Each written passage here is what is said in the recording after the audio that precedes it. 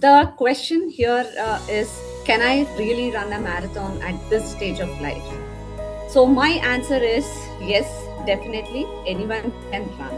However, let's address the self doubt and let's move on from the self doubt to the strength. So, there are a lot of questions that comes in our mind. That is, am I fit enough to run? And there is a lot of fear that holds us back. So you're not alone. All of us are there in the same journey. And midlife itself is something that is which is very challenging in women's life. So already there is a lot of things going on in our life, like hormonal shifts.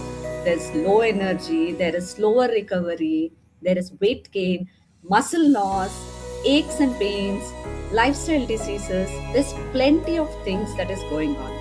And in all of this, we still want to rediscover new things about ourselves. We want to challenge ourselves. So yes, the photo that you see is me, the first photo when I was 35, and the second photo is when I was 40. Now I'm 43, and yes, I am still running, and I am challenging myself to a bigger runs. So let's talk about midlife. So there is a lot of, like we discussed, there is a lot of hormonal changes. There is estrogen decline, and because of that, with the estrogen decline, there is a lot of energy shifts that happens, and also there is a decline in muscle mass, which is a natural process for any woman. So, due to this hormonal imbalances, there is a lot of challenges that happens to our cardiovascular health or our heart health too. So, we suddenly start feeling very tired. We suddenly start feeling breathless, and there is a lot of multiple other things that happens to our body in the midlife. So, how to address that and also challenge ourselves? We need a smarter approach. The approach, if you were somebody who had started running or started including fitness when you were at the age of 20, your approach would be totally different from the approach that you would have to take when you are in midlife. In midlife, the main thing is respect yourself, respect your body, listen to your body. So, your approach should be smarter, not faster. So, from there, let's address the common fears that all of us have. Is it too late to start anything new? Let it not be just the running. Let it be even a strength training. Let it be you always wanted to be a swimmer, or you just wanted to be a cyclist. Is it too late? No, it's never too late. It's never too late to start anything new. And coming to stamina, midlife, like we already discussed, there is low energy, high fatigue, and there is always our body does not listen to how we want it to be. Every day morning is different. Every hour you may feel different. So that is a biggest fear that we have. Do I have a stamina to do the running? So that's the biggest question all of us have. Yes, nobody has a stamina or strength. Stamina and strength is something that you'll have to build it over time. And coming to injuries, a lot of us are very scared about getting injured. However, we actually forget that there is a lot of aches and pains that is showing up every single day, which is because of the imbalances which we have never addressed till we reach this stage. And all of a sudden, the fear of injury crops up. The fear is valid, however, it can be addressed with a proper structure. And the last thing, inconsistency. So, all of us are stuck in this whirlwind of life wherein we do not give permission or time to ourselves, and because everything else in our life is more important than ourselves, our routine becomes inconsistent. So because of inconsistency, you will never be able to see the transformation or the result that you always been wanting to see. So there are, again, like we just discussed, there are a lot of mental barriers. We as women, we are already super women. By we have been gifted with multitasking potential, and with that we still have time crunch, and we still feel guilty. We're still very scared of spending that little time for ourselves. And all this put together, we are always uh, thinking, how can I fit the running into my schedule? And of course, there is a lack of support also. So, because you have always been putting yourself behind, you never showed to your world, to your family, to your friends that I can do things for myself. You always put that as selfishness, and that's what your circle sees you as. If you do anything that is out of your way, your family or friends also think, oh, she has become selfish. But no, let's stop this right here.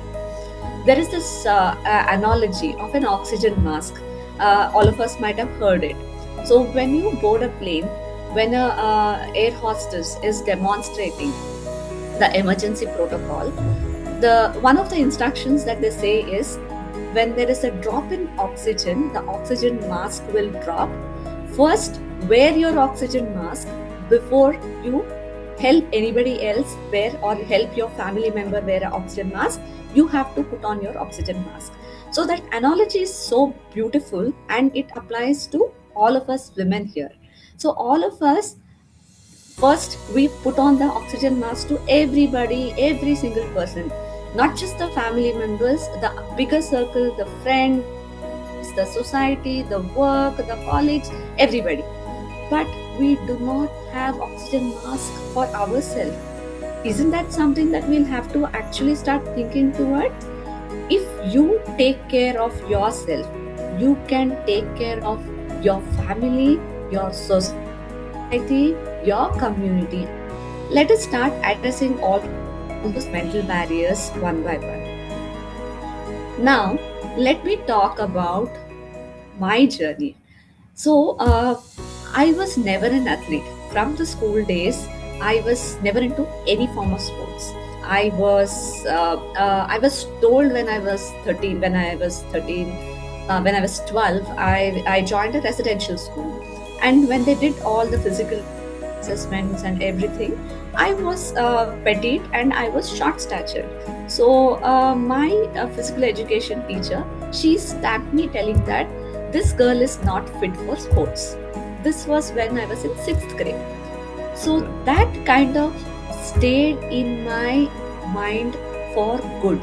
I never went to explore or attempt any sports. I was labeled that I cannot do sports. So that stayed with me. And I just believed it. All my early years, all my teens, all my 20s, 30s, I believed it. I truly believed it. Only thing that I had even attempted to do was, one was yoga, and another one was I used to play a little bit of table tennis. So then switch over to my 35th birthday. I had the sudden realization, what am I doing to myself? Where am I? What am I? I don't have a stamina. So around just before my birthday, I had fallen sick. It was just a general cold, but I didn't have an immunity to just get over with it myself. So I had struggled through a little bit of asthma, and I was put on steroids to recover. That was a light bulb, the bulb moment for me. That kind of lit something in my head, that what am I doing to myself? And at that time, my daughter was around 5, 6 years, and I'm like, what am I doing? Yes, and I am a single parent also, so that hit me really hard. If I don't take care of myself, how can I take care of my daughter? And coming to my family history, my father is highly diabetic, and I had borderline gestational diabetes. So I'm like, now it's the time.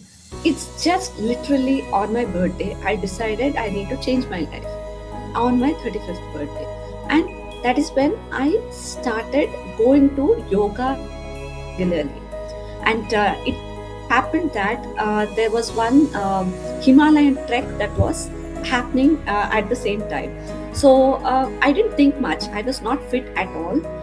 In spite of that, I was just inspired by another fellow yogi who had just finished her Everest base camp, and she was talking about it. I was so inspired. I didn't think much. I went ahead and I registered myself to a Himalayan trek. By not being able to walk a kilometer, and I have registered myself to a Himalayan trek. Now, what do I do? Now, I had to walk. I had to work backwards.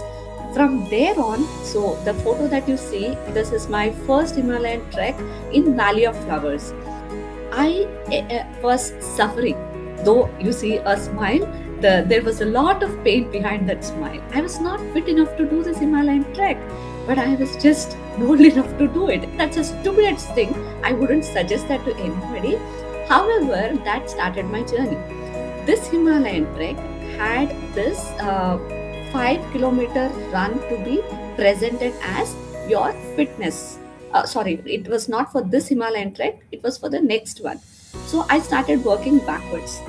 I had this immense realization after this trek about where my fitness stands, and from then on, I started working backwards to get back into fitness.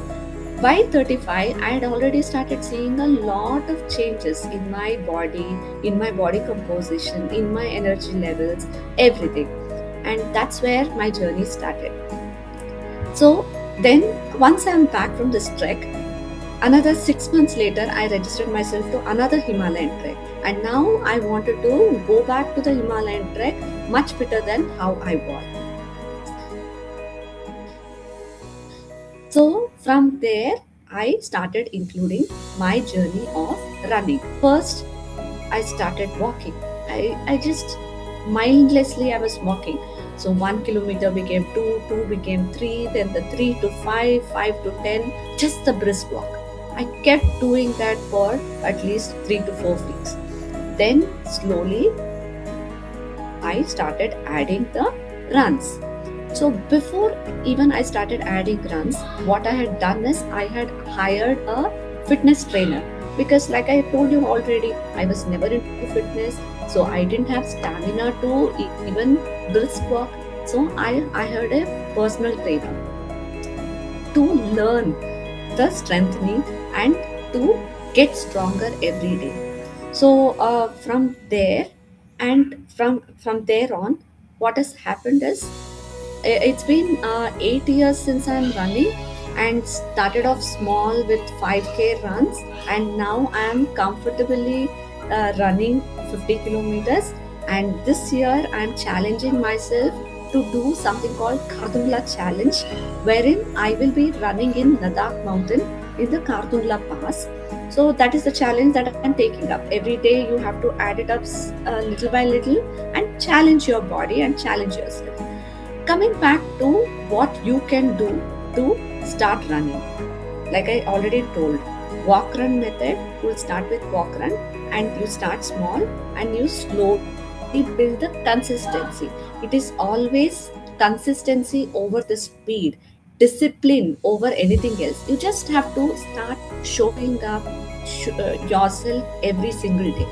Don't worry about anything else, just start showing up. And then second thing, you have to go slow.